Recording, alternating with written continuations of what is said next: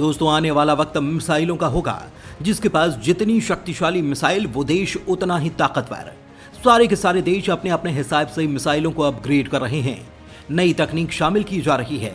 भारत समेत कई देश हाइपरसोनिक मिसाइल तैयार कर रहे हैं, जिसके आगे कुछ भी नहीं टिकता। गर्व करने वाली बात यह है कि भारत इस मामले में काफी आगे निकल चुका है। लेकिन दोस्तों, अगर आपको हम ये कहें कि हाइपरसोनिक मिसाइल छोड़ो, भारत की एक ऐसी मिसाइल है जो भारत ने बहुत समय पहले ही तैयार कर ली है और इसके 1-2 नहीं बल्कि 3-3 वेरिएंट तैयार किए गए हैं।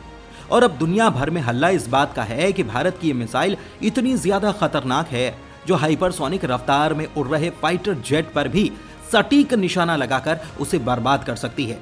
और ये बात हम कोई हवा में नहीं कर रहे, बल्कि वर्ल्ड की एक टॉप डिफेंस मैगजीन है यूरेशिया टाइम्स। इसने इस मिसाइल को लेकर 1.5 साल पहले एक रिपोर्ट जारी कर बड़ा खुलासा किया। यहाँ पर आप ये खुद ही देखिए, इन्होंने एक आर्टिकल छापते हुए ये बताया था।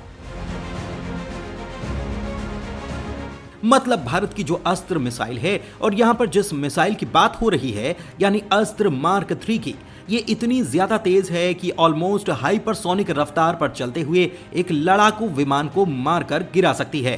हालांकि वो बात अलग है कि दुनिया में किसी भी देश के पास आज तक कोई भी एक ऐसा लड़ाकू विमान नहीं है जो हाइपरसोनिक रफ्तार से चल सके।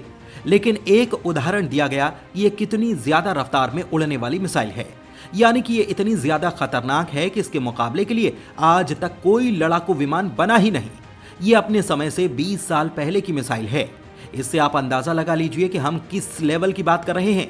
और आज MOD ने इस मिसाइल को लेकर एक बड़ी जानकारी दी है। दरअसल भारत की मिनिस्ट्री ऑफ डिफेंस ने अपनी ईयर एंड रिव्यू रिपोर्ट में बताया कि इस साल भारत ने बहुत ही चुपचाप तरीके से एक एयर टू एयर मिसाइल का टेस्ट किया है और यह missile solid fuel ducted RAM jet propulsion system के साथ आती है। मतलब यहां पर बात हो रही है अस्त्र मार्क 3 की, जिसका टेस्ट भारत ने कर लिया है। यानी कि इस जानकारी से आप ये मानकर चलिए कि भारतीय सेना में जल्द ही अस्त्र मार्क 3 शामिल होने जा रही है, क्योंकि ऐसी जानकारियां तभी ज्यादा रिलीज की जाती हैं जब वो ट्रायल और टेस्ट के अपने अंतिम फेज में हों। और बताया जा रहा है कि अस्त्र मार्क 3 के कुछ ट्रायल और टेस्ट किए जा सकते हैं। इसके बाद ये भारतीय वायुसेना को मिल जाएगी। लेकिन आपको बता दूं कि DRDO जिसने इस मिसाइल को तैयार किया है वो यहां नहीं रुकने वाला। रिपोर्ट में बताया जा रहा है कि इस मिसाइल की टेक्नोलॉजी अल्ट्रा एडवांस है, इसीलिए DRDO इसका एडवांटेज उठाना चाहती है। वो कैसे? दरअसल भारत के वैज्ञानिक मिसाइल का एक ऐसा वेरिएंट तैयार करना चाहते हैं जो जमीन से हवा पर मार करने वाला हो, यानी कि सरफेस टू एयर वेरिएंट। अभी जो अस्त्र मिसाइल है एयर टू एयर है, यानी कि लड़ाकू विमान से लॉन्च होगी और दुश्मन के लड़ाकू विमान का शिकार करेगी। लेकिन हम इसकी टेक्नोलॉजी का इस्तेमाल करते हुए एक ऐसी मिसाइल तैयार कर सकते हैं जो जमीन से लॉन्च होगी और दुश्मन के किसी भी मिसाइल, दुश्मन के किसी भी लड़ाकू विमान या ड्रोन को मारकर गिरा देगी। लेकिन एक फर्क यह होगा कि जो अस्त्र मार्क 3 है ये 350 किलोमीटर की रेंज के साथ आती है।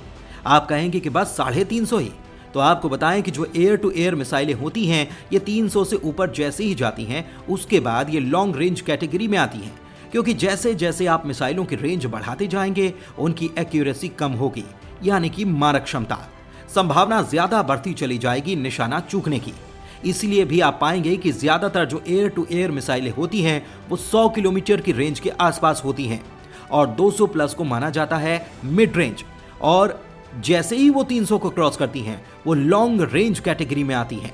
लेकिन अस्त्र के साथ बेहतर चीज ये है कि इसकी रेंज 350 किलोमीटर है और एक्यूरेसी इसकी बहुत ही ज्यादा डेडली है, ये निशाना नहीं चूकती। इसीलिए ही इसे इतना ज्यादा घातक विदेशी डिफेंस एक्सपर्ट भी बताते हैं।